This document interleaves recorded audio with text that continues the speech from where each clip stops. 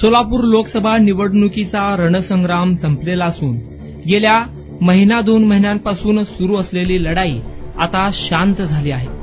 सोलापूर लोकसभामधून काँग्रेसच्या प्रणिती शिंदे या खासदार म्हणून निवडून गेल्या आहेत. गेल्या 2 ते 3 महिन्यांपासून सुरू असलेल्या निवडणुकीचा माहोल आता शांत झाला आहे.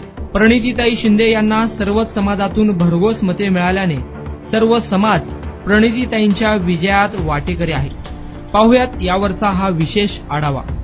गेली 2 टर्म सोलापूर लोकसभा निवडणुकीत भाजपने वर्चस्व निर्माण केले होते. मात्र यंदाची लोकसभा निवडणूक ही वेगळ्या वळणावर आलेली होती. सोलापूर लोकसभा निवडणुकीत भाजपकडून सुरुवातीला उमेदवारांची चर्चा जोरदार सुरू झाली होती. भाजपला स्थानिक उमेदवार न सापडल्याने मोठी डोकेदुखी निर्माण झाली होती. निवडणूक जसजशी जवळ येत होती तसतशी 4 ते 5 नावे भाजपकडून दररोज चर्चेत येत होती. भाजपकडून हॅट्रिक मारण्यासाठी जोरदार तयारी सुरू झाली. राज्यात व केंद्रात त्यांचीच सत्ता असल्याने भाजप मोठ्या ताकदीने सोलापूर लोकसभा रणांगणात उतरणार हे निश्चित झाले होते. मात्र उमेदवारांच्या नावावर शिक्कामोर्तब होत नव्हते. दुसरीकडे काँग्रेसकडून प्रणितीताई शिंदे या निश्चित मानल्या जात होत्या. आमदार प्रणिती शिंदे यांनी सुरुवातीपासूनच खासदारकीचे इलेक्शन लढवण्याचा निर्धार केला होता. त्यांनी तशी तयारी देखील सुरू केली होती. शेवटी प्रणितीताई यांना काँग्रेसचे तिकीट मिळाले. प्रणितीताई आपल्या वडिलांचा पराभवाचा बदला घेण्यासाठी मैदानात उतरल्या. मात्र भाजपकडून उमेदवारांचा अंतिम निर्णय होत नव्हता. भाजपचे कार्यकर्ते निवडणुकीसाठी तयार होते.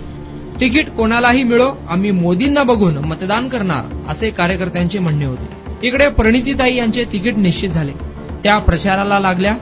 तर दुसरीकडे भाजपला म्हणावा तसा चेहरा सोलापूर लोकसभेसाठी मिळत नव्हता. शेवटी नाइलाजाने उशिरा माळशिरसचे आमदार राम सातपुते यांना उमेदवारी जाहीर झाली.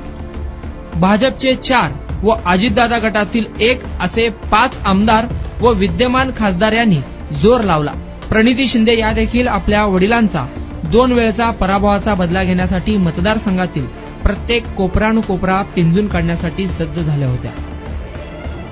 मात्र 5 आमदार 1 खासदार, राज्यात व केंद्रात बीजेपीची सत्ता, अशा चॅलेंजिंग वातावरणात प्रणिती शिंदे कसे निवडून येणार याची धाकधूक काँग्रेस कार्यकर्ते पदाधिकाऱ्यांमध्ये लागली होती. मराठा आरक्षणाची मागणी व प्रचारासाठी गेलेल्या प्रणितीताईंना मराठा बांधवांकडून होणारा विरोध यामुळे काँग्रेसचे पुन्हा टेन्शन चांगलेच वाढले होते. ताईंचं कसं होणार याची चिंता काँग्रेसला लागली होती. तर दुसरीकडे भाजपकडे मोठी यंत्रणा, आमदार, खासदार व सत्ता असल्याने भाजपचे कार्यकर्ते चांगलेच कॉन्फिडन्स मूडमध्ये होते. राम सातपुतेंना ऐनवेळी तिकीट फायनल झालं होतं. प्रणितीताईंनी सुरुवातीपासूनच राम सातपुते यांना विरोध करायला सुरुवात केली. राम सातपुते हे बीडचे आहेत, माळशिरसचे आमदार आहेत, ते परके आहेत अशी कॅम्पेनिंग काँग्रेसकडून जोरदार प्रचारात चालवली गेली. प्रचारात यावेळी सातपुतेंकडूनही जोरदार उत्तर प्रणितींना देण्यात आले. तर भाजप कार्यकर्ते पदाधिकाऱ्यांनी तिकीट सातपुतेंना जरी मिळालं तरी लोक मोदींना पाहून वोट करतील, मोदींनी रामाला आणलं, आम्ही रामाला सोलापुरातून निवडून आणू असा चंग बांधला होता.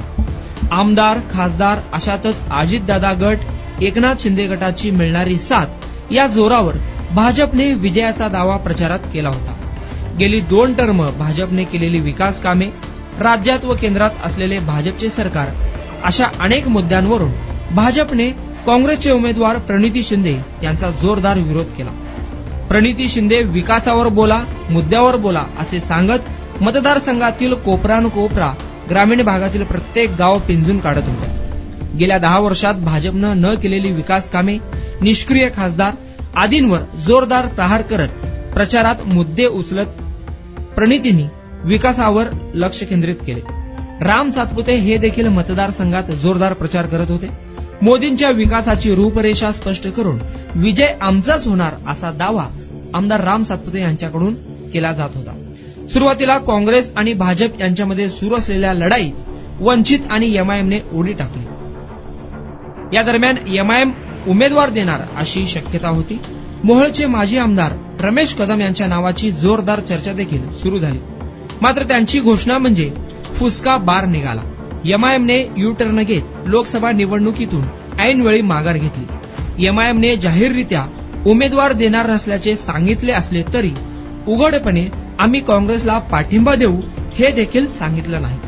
एमआयएमने आतून काँग्रेसला सपोर्ट केला. वंचित बहुजन आघाडीकडून देखील उमेदवार देण्यात आला होता.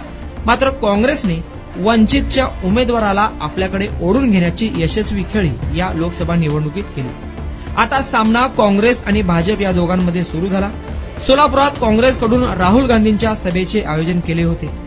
यावेळी राहुल गांधींच्या स्टेजवर मुस्लिम समाजाला स्थान न दिल्याचे सांगत मुस्लिम समाज नाराज झाल्याचा प्रसंग घडला होता. लोकप्रधानने या संदर्भात बातमी लावली होती. सामान्य नागरिकांनी प्रणिती शिंदेचा विरोध केला म्हणून आम्ही बातमी लावली नव्हती. काँग्रेसच्या कार्यकर्त्यांना बंगल्यावर स्थान नाही, स्टेजवर सन्मान नाही, असे काँग्रेसच्याच कार्यकर्त्यांनी नाराजी व्यक्त केली होती. त्या संदर्भात ती बातमी होती. सामान्य मुस्लिम समाज थोडाफार नाराज होता. केवळ काँग्रेसच्या कार्यकर्त्यांमुळे ती नाराजगी आम्ही व्यक्त केली. मुस्लिम समाज प्रणितींवर नाराज झाला होता. निवडणुकीत भाजपकडून कडवे आव्हान असताना प्रणितीताई शिंदे यांना निवडणूक अवघड जाणार अशी भीती काँग्रेसच्या पदाधिकारी व कार्यकर्त्यांना लागली होती. तरी देखील प्रणितींनी आपलं काम सुरूच केलं. शेवटी सुशीलकुमार शिंदे यांनी नाराज मुस्लिम पदाधिकाऱ्यांची समजूत काढली आणि या वादावर पडदा पडला. अशातच जसजशी निवडणूक जवळ येऊ लागली तसतशी भाजपकडून प्रचारातील मुद्दे बदलले गेले. मंदिर, मस्जिद व जातीपातीवर भाजपकडून निवडणुका लढवल्या जात असल्याचा आरोप काँग्रेसकडून करण्यात आला. सोलापुरात पंतप्रधान मोदीनंतर मुख्यमंत्री योगी आदित्यनाथ यांची देखील सभा झाली. योगी आदित्यनाथ यांच्या सभेत देवेंद्र कोटे यांनी केलेले भाषण वादग्रस्त ठरले. नेहमी मुस्लिम समाजाच्या पाठिंब्याने नगरसेवक बनलेले देवेंद्र कोटे यांनी सोलापुरात मोठा वाद निर्माण केला. योगींच्या भर सभेत मुस्लिम समाजाबद्दल देवेंद्र कोटेंनी जहिरी टीका केली. त्यामुळे पुन्हा एकदा सोलापुरात मुस्लिम समाज भाजपवर नाराज झाला. नरेंद्र मोदी, योगी आदित्यनाथ हे मुस्लिम समाजाबद्दल काहीच बोलले नाही. मात्र देवेंद्र कोटे यांनी केलेल्या भाषणामुळे लोकसभा निवडणुकीत पुन्हा एकदा जातीपातीचं राजकारण सुरू झालं. अशातच मुस्लिम समाज पुन्हा एकदा प्रणितीताई शिंदे यांच्या बाजूने सपोर्ट करू लागला. कोठेंचे भाषण मुस्लिम विरोधी असले तरी हिंदू समाजात देखील त्या भाषणामुळे नाराजी पसरली होती. हिंदू समाजातील व्यक्तींनी हे इलेक्शन विकासावर नसून जातीपातीवर सुरू झालं आहे हे ओळखलं होतं. विकासाच्या मुद्द्यावरून काही हिंदू समाज देखील भाजपकडून दूर गेला. सोलापूरच्या विकासावर भाजपकडून काहीच बोलले जात नसल्याचं लक्षात आलं. गेल्या 10 वर्षात हिंदू समाजाने भाजपला मोठा सपोर्ट दिला होता. सोलापूरचा विकास व्हावा यासाठी 2 वेळा भाजपला निवडून दिले होते. मात्र आता तिसऱ्या निवडणुकीत भाजपकडून मंदिर, मस्जिद, जातपातीचे राजकारण सुरू झाले होते. आमदार, खासदार, राज्यात व केंद्रात सत्ता असलेल्या भाजपच्या उमेदवार राम सातपुते यांची अडचण पुन्हा वाढलेली पाहायला मिळाली. प्रणिती शिंदे या जवळपास 20 ते 22 हजार लीड घेऊन निवडून येतील असा अंदाज लोकप्रधान न्यूज चॅनलने देखील मांडला होता. ग्राउंड रिपोर्टमधून आलेल्या मुलाखतीमधून त्यांचा विजय होईल असा अंदाज बांधला गेला. शेवटी मतदान झाले. 12 लाखांपेक्षा जास्त मतदारांनी मतदानाचा हक्क बजावला. त्यामधून निवडून कोण येणार याची उत्सुकता लागली होती. मतदान झाले आणि मतमोजणी प्रक्रियेत प्रणिती शिंदे 74 हजारांपेक्षा जास्त मते घेऊन निवडून आल्या. प्रणिती शिंदे सोलापूरच्या पहिल्या महिला खासदार ठरल्या. सर्व समाजाने भरभरून प्रणितीताईंना मतदानातून मदत केली. अशातच प्रणिती शिंदे यांच्या विजयात मुस्लिम समाजाचा वाटा आहे असे विधान एमआयएमचे माजी नगरसेवक रियाज खरादी यांनी सोलापुरात केल्याने पुन्हा एकदा नव्या वादाला तोंड फुटले आहे. रियाज खरादी यांच्या म्हणण्यानुसार सोलापूर लोकसभा मतदारसंघातील 2 लाखांपेक्षा जास्त मुस्लिम मतदारांनी प्रणिती शिंदे यांना भरभरून मतदान केले. मुस्लिम समाजाचा त्यामध्ये मोठा वाटा आहे. पण मुस्लिम समाजाच्या मतांमुळेच प्रणितीताई या विजयी झाल्या का हा देखील प्रश्न या निमित्ताने उपस्थित होत आहे. रियाज खरादी म्हणतात एमआयएममुळे आमदार प्रणिती शिंदे खासदार झाल्या. पण एमआयएमच्या कोणत्याही पदाधिकाऱ्यांकडून किंवा पक्षप्रमुखांकडून या संदर्भात प्रतिक्रिया आली नसताना रियाज खरादी यांनी तशी प्रतिक्रिया का दिली? रियाज खरादी हे सध्या एमआयएम मध्ये आहे की नाही असा देखील या निमित्ताने प्रश्न पडत आहे. मुस्लिम समाजाच्या मतदानामुळे ताई निवडून आल्या हा दावा योग्य नाही. प्रणितीताई यांना 6 लाखांपेक्षा जास्त मते मिळाली. त्यामध्ये विशेष करून मराठा समाज, धनगर समाज, लिंगायत, मोची, दलित, पद्मशाली समाजाचे देखील मोठे योगदान आहे. 18 पगड जाती धर्मातील लोकांनी विकासाच्या मुद्द्यावर प्रणितीताई यांना भरभरून मतदान केलं. त्यामुळे या सर्वच मतदारांचं मोठं योगदान प्रणितीताईंच्या विजयामध्ये आहे. मुस्लिम समाजामध्ये मध्यमधून तिकीट मागण्यात आला हा त्यांचा अधिकार आहे. मात्र मुस्लिम समाजामुळेच ताई निवडून आल्या हा दावा करणं योग्य नाही. सोलापूरच्या विकासासाठी सर्वच समाजाने प्रणितीताई शिंदे यांना विजयी केलं आहे. मंदिर मस्जिदवर राजकारण होऊ नये, सोलापूरचा विकास व्हावा या विचाराने सर्व समाजातील लोकांनी विकास हा दृष्टिकोन समोर ठेवून प्रणिती शिंदेंना भरभरून मते दिली आहेत. सर्व समाजातील लोकांना आपला हक्क मागण्याचा अधिकार आहे. मुस्लिम समाज, मोची समाज, लिंगायत समाज, पद्मशाली समाज, धनगर, मराठा, दलित समाज आपला हक्क मागू शकतो. मात्र आमच्याच समाजामुळे ताई निवडून आल्या हा दावा कोणीही करू शकत नाही. मतमोजणीच्या निकालात जात, धर्म, समाज, रंग, बॅनर, नेता, पॉवर यांना नाकारून विकासाच्या मुद्द्यावर विजयाचा निर्णय सोलापूरकरांनी दिला आहे. ताईंचा विजय म्हणजे सोलापूरच्या विकासाच्या परिवर्तनाचा विजय आहे. सोलापूरच्या भविष्याचा नक्कीच विकास ताईंमुळे होणार आहे. प्रणिती शिंदेचा विजय झाला आहे. त्या खासदार म्हणून गेल्या आहेत. त्यामुळे आता प्रणिती शिंदे यांनी देखील सर्व समाजाच्या विकासाचा विषय घेऊन सोलापूरच्या विकासासंदर्भात आवाज उठवावा, सर्वांना सोबत घेऊन चालावे ही अपेक्षा आहे.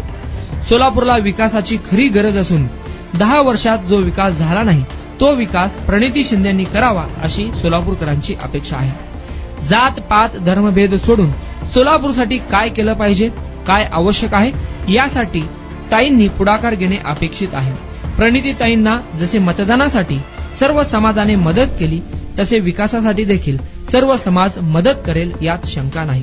प्रणितीताई खासदारकीची शपथ घेतल्यानंतर सोलापूरसाठी निश्चितच विकासासाठी लढतील आणि पहिल्या महिला खासदार म्हणून त्यांनी जो इतिहास घडवला तसाच इतिहास सोलापूरच्या विकासासंदर्भात घडवतील अशी अपेक्षा प्रणिती शिंदेकडून सर्वच समाजातील लोकांची आहे. सोलापूरचा विकास झाला तर प्रणिती शिंदे खासदार नाही तर सोलापूरच्या फिक्स खासदार होणार हे देखील निश्चितच आहे. लोकप्रधान न्यूज चॅनलकडून प्रणितीताई यांना पुढील भावी वाटचालीस हार्दिक शुभेच्छा.